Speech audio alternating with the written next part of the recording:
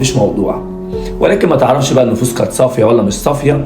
المهم اتقابلوا برضو مع بعض في الخطوبه دي، وحصل خلاف تاني ومسكوا ببعض، والمره دي محمود اتقتل.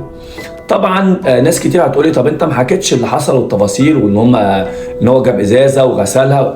طبعا انا ما اعرفش الكلام ده حصل ولا ما حصلش، وحقيقي ولا مش حقيقي، لان في ناس بتقول حصل وفي ناس تانية بتقول ما حصلش. فانا مش هقول كلام فيه لغط او كلام يكون مثلا ما فيهوش مصداقيه، لان انا حاولت اجمع معلومات من الموضوع دوت، بجد ما عرفتش اوصل لاي معلومات كامله. المهم طبعا كل اللي اقدر اقوله ربنا يرحمه طبعا ويصبر اهله على فراقه، ويا رب يرجع له حقه.